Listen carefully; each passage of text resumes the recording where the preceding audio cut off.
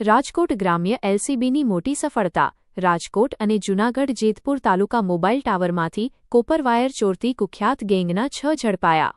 Cable અને અન્ય સાધનોની ચોરી કરતી એક કુખ્યાત અને સક્રિય ગેંગનો local crime branch LCB Rajkot ગ્રામ્યની ટીમે સફળતાપૂર્વક પર્દાફાશ કર્યો છે.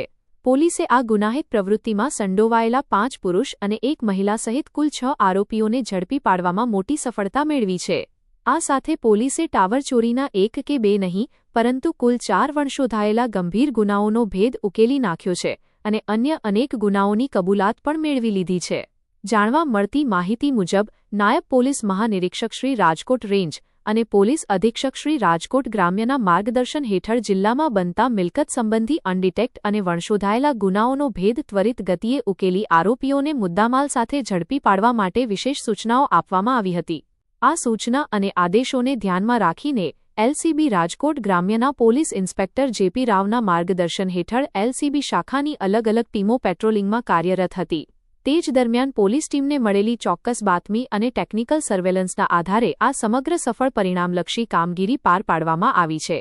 દરમિયાન વીરપુર પોલીસ સ્ટેશન વિસ્તારમાં ભારતીય સંચાર નિગમ લિમિટેડ બીએસએનએલના કર્મચારી દ્વારા ચોરીની 2 અલગ અલગ ફરિયાદો નોંધાવવામાં આવી હતી. પ્રથમ ફરિયાદ મુજબ ગત તારીખ 25 જુલાઈ 2026ની રાત્રિના સમયે જેતપુર તાલુકાના ઉમરાળી ગામે આવેલ બીએસએનએલ ટાવરમાંથી અજાણ્યા ચોર ઇસમો 36 ફૂટ કોપર કેબલ તેમજ એક વિન્ડો એસીની ચોરી કરી ગયા હતા. આ અંગે વીરપુર પોલીસ સ્ટેશનમાં ગુનો દાખલ કરવામાં આવ્યો હતો. ત્યારબાદ બીજી ફરિયાદમાં પણ તારીખ 29 જુલાઈ 2026ની રાત્રિના સમયે ઉમરાળી ગામે જ બીએસએનએલ ટાવરમાંથી કોપર વાયર અને લોખંડનો ભારે જથ્થો ચોરી થયાની ફરિયાદ નોંધાઈ હતી. ઉપરાંત જેતપુર તાલુકા પોલીસ સ્ટેશન વિસ્તારમાં પણ મંડલિકપુર ગામે આવેલ ટેલિફોનિક એક્સચેન્જ બહાર બંધ હાલતમાં પડેલા જનરેટરમાંથી ઓલ્ટિનેટર ચોરાયાની ફરિયાદ નોંધાઈ હતી.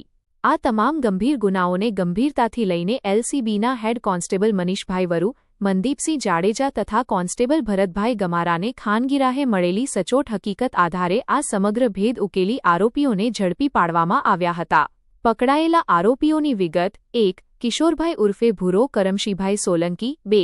પૂનમબેન કાળુભાઈ વાડોદરિયા, 3. વૈભવભાઈ કાળુભાઈ ઉર્ફે દીપકભાઈ વાડોદરિયા, 4. સાગરભાઈ રમેશભાઈ સોલંકી, 5. પ્રશાંતભાઈ મનસુખભાઈ કલોલા અને 6.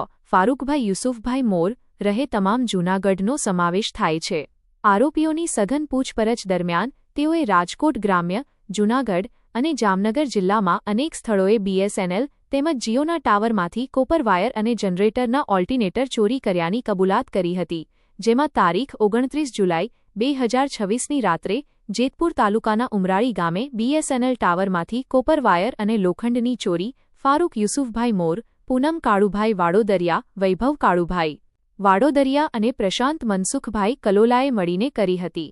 તારીખ 25 જુલાઈ 2026ની રાત્રે જેતપુર તાલુકાના સેલુકા ગામે બીએસએનએલ ટાવરમાંથી કોપર વાયર તથા વિન્ડો એસીની ચોરી ફારૂક યુસુફભાઈ મોર, પૂનમ કાળુભાઈ વાડોદરિયા, કિશોર ઉર્ફે ભૂરો કરમશીભાઈ સોલંકી, પ્રશાંત મનસુખભાઈ કલોલા અને સાગર રમેશભાઈ સોલંકીએ મળીને કરી હતી. તારીખ 1 ઓગસ્ટ 2026ની રાત્રે મંડલિકપુર ગામે બીએસએનએલ ટાવરમાંથી કોપર વાયર અને જનરેટરમાંથી કોપરનું ઓલ્ટિનેટર પૂનમ, પ્રશાંત અને ફારૂકે ચોર્યા હોવાની કબૂલાત કરી છે. આશરે 4 દિવસ પહેલા સેલુકા ગામે કિશોર ઉર્ફે ભૂરો કરમશીભાઈ સોલંકી, સાગર રમેશભાઈ સોલંકી અને વૈભવ કાળુભાઈ વાડોદરિયાએ મળીને બીએસએનએલ ટાવરમાંથી કોપર વાયરની ચોરી કરી હતી.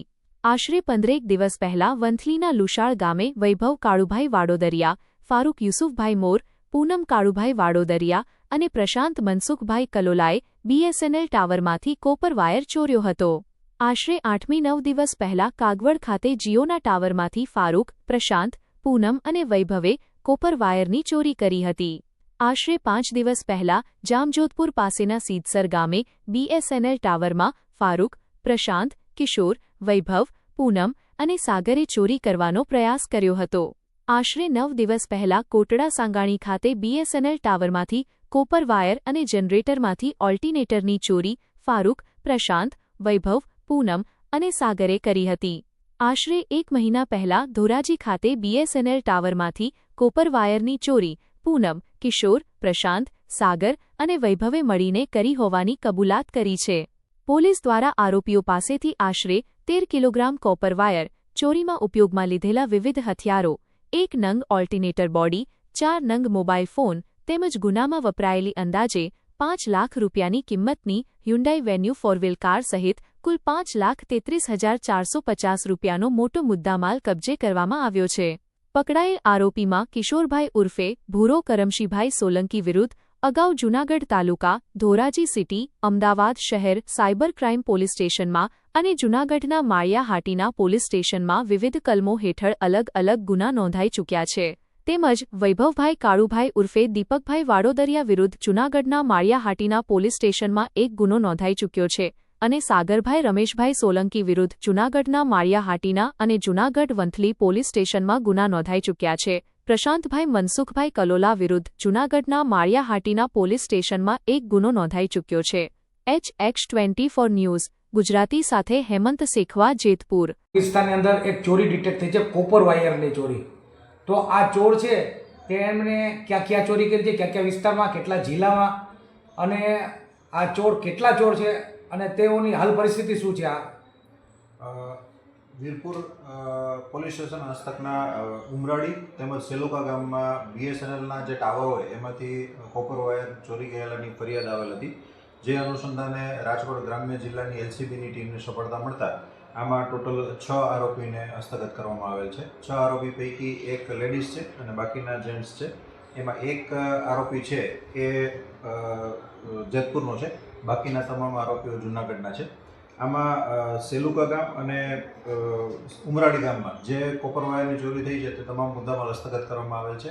આરોપીનું ટોટલ ઇન્ટ્રોગેશન કરતાં તેમણે અત્યાર સુધીમાં 9 આવા ગુનાની કબૂલાત આપેલ છે કે જે જૂનાગઢ જિલ્લામાં, જામજોધપુર એટલે કે જામનગર જિલ્લામાં, ધોરાજી મુકામે તેમજ આપણા જિલ્લામાં જે ચોરીઓ થયેલ છે તે તમામની કબૂલાત આપતા તે તમામમાં આમને ધોરણસર અટક કરવામાં આવશે. શું મુદ્દામાલ કબજે કરવામાં આવ્યો છે તેની સાથે? કોપર વાયરની જે ચોરી થયેલી હતી તે તમામ મુદ્દામાલ કબજે કરવામાં આવે છે અને એક ઇકો ગાડી જે લોકો ચોરીમાં વાપરતા હતા એ ગાડી પણ કબજે કરવામાં આવે છે.